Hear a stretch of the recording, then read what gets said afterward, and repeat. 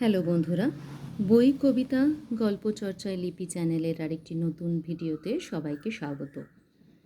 আমি লিপি, এই চ্যানেলের হোস্ট। আমার এই চ্যানেলে আমি বই নিয়ে নিজের মতো করে আলোচনা করি এবং কবিতা ও গল্প পাঠ করে শোনাই।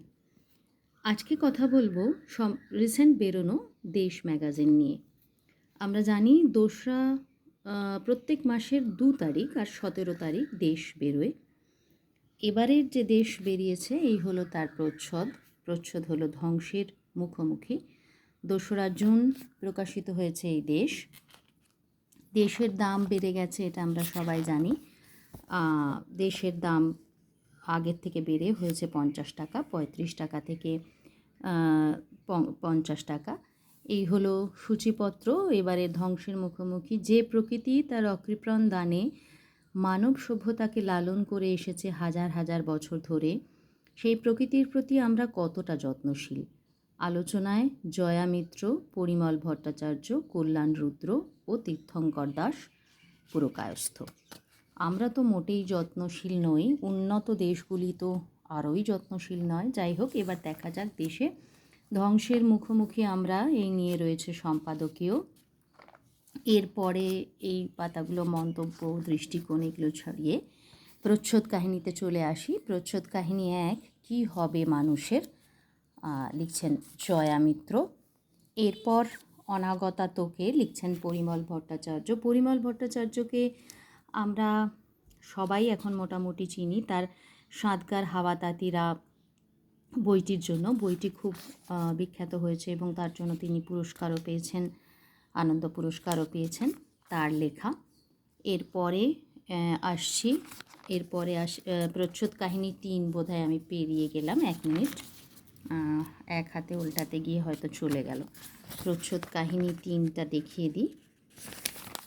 হ্যাঁ, প্রচ্ছদ কাহিনী 3, বাস্তুতন্ত্রে উষ্ণায়নের পরম্পরা, লিখছেন কল্যাণ রুদ্র।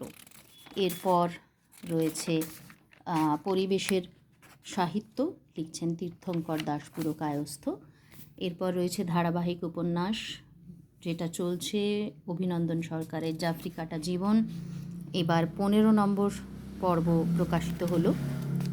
আমি এখনও পড়িনি, সবটা প্রকাশিত হলে একসাথে বাঁধিয়ে নেবার প্ল্যান আছে, তখন অবশ্যই পড়ব।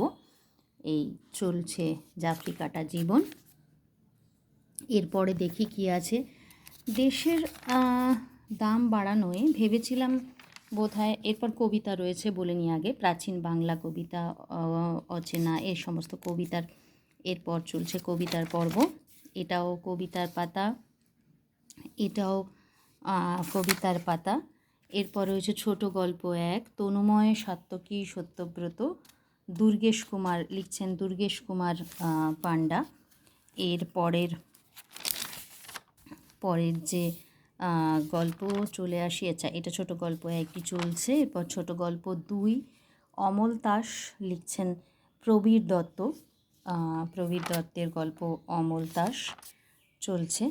এরপরে ছোট গল্প 3, দিবা স্বপ্ন, লিখছেন নন্দিতা বাগচি। নন্দিতা বাগচির লেখা আমি আগেও পড়েছি, বেশ ভালো লাগে পড়তে, অতএব এটাও পড়ব।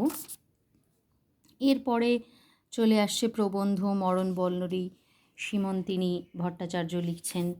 এরপরে চলছে প্রবন্ধের পাতা, এই সমস্ত ছবি রয়েছে।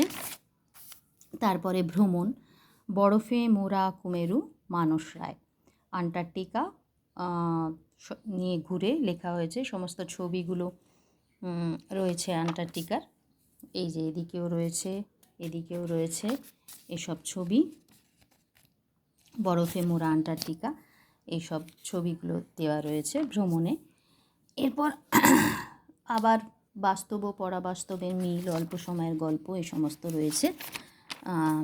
চলচ্চিত্র পাতায় রয়েছে সপ্তটিঙার গুপ্তধন ছবির দৃশ্য।